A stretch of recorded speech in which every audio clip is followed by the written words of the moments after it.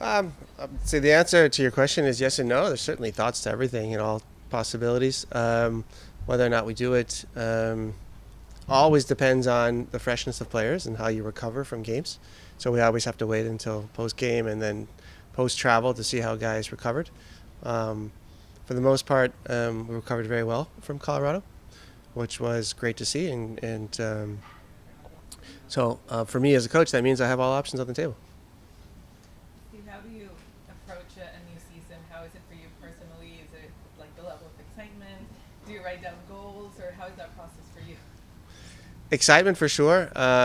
We had a little bit of a season opener with Club America, which was great to see the fans again come out in such strong numbers. But tomorrow's a little different. Tomorrow, the result means something more than just pride, and we're eager to present ourselves in a good fashion and to get a W. I think that's really important for our fans. And yeah, who's ever been to BMO understands the atmosphere. And if you're not excited about tomorrow, then you probably shouldn't be going. In terms of the new guys in this past few weeks, how have you seen them just adapt to the team, the style of what you want them to do on the field? Very well. I've been very pleased with the progression of the input we've been able to give guys and the application of that. And it started small and simple to move forward to bigger and more complex ideas.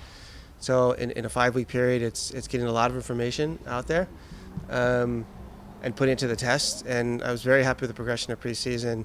I was happy with our performance in Colorado.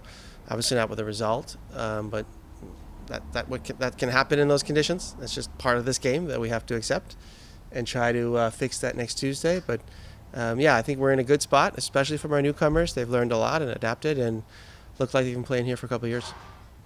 A little bit more on that in terms of the newcomers, the fact that like that the core of that group, they have been in MLS and they have that MLS experience. Does that make it a little bit easier?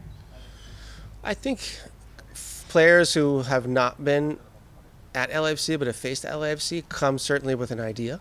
Um, but until you on the inside learning and finding out what it's really about, I think it's always a little different. Um, but as far as adaptation and the speed of adaptation, I haven't seen any issues with that. Maybe it is an advantage, yes, coming from an MLS squad.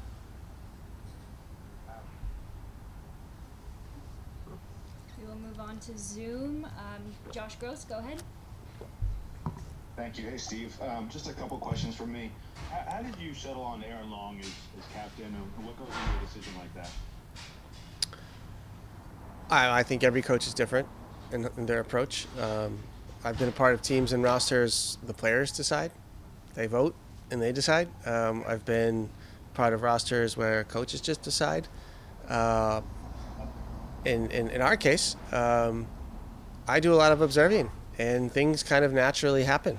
And in a sense, the team decides, um, who are their leaders, and Aaron is one of them. And then the coach just has to decide who puts the armband on, and that's as simple as that. And so it's just a period of observations that come to a conclusion, an obvious conclusion, and I'm the one who just kind of puts that into words, if you will. Is that something that you're looking for throughout the preseason with the group? Do you know it when you see it? Like, how does that decision sort of come to you in the end? Yeah, absolutely. Let things play out and observe, and that's certainly one of the goals of preseason to find and create a clear hierarchy on the team as far as leadership goes, and to be well balanced, to make sure everybody's included, everybody has a voice, um, but also to understand that when things are not going well, who is going to speak up and who is going to roll up their sleeves. Real quick on the captain What do you thing. expect to have the new designated player available for you, and what do you think he'll bring to the team? That's a question for immigration. I have no idea. But we expect a prolific attacker, and he has proven that in every club he's been at. And we're very excited to bring him in, a player who really wants to be here, which is also an added plus for us, and who's done a lot to get here. And so hopefully immigration does their part. Real quick Thank on the you. captain thing. You were not a player who hassled the refs too much. Do you like, though, the thought of just the captain speaking to the referee about stuff on the pitch that they're talking about? I think it's a clever rule. Yeah, I actually do. I do think it's a very good idea. I also believe, and I've known this for a long time, there's nothing you can say to a referee that's going to influence his decision, or specifically the decision that was just made, which is what the discussions are about. So I actually think it's a great rule. Looking forward to the effects, because it allows us players, sorry, not us, it allows the players to focus on what they're supposed to do, which is the next play, and just forget what happened and move on. So I'm hopeful that this will do a lot for the game and keep players focused for the entire 90 minutes.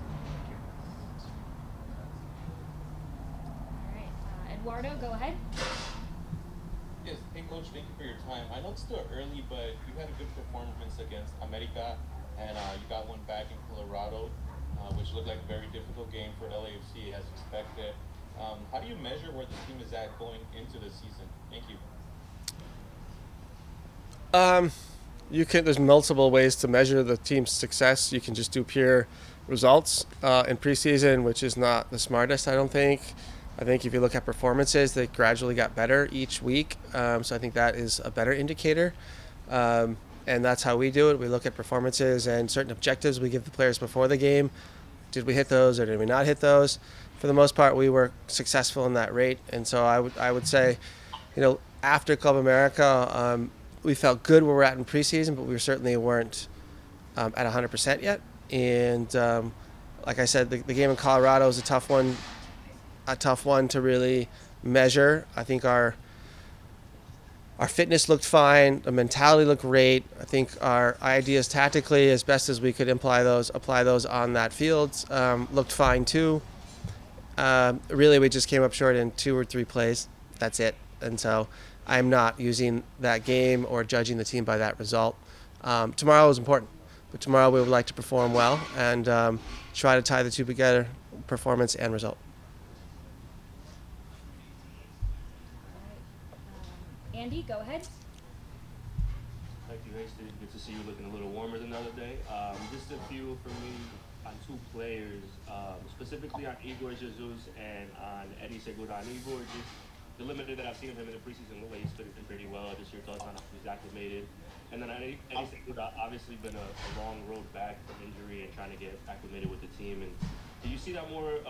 What have you seen his progression? Do you see him more as a starter or more of a rotational back there with a few options at center back?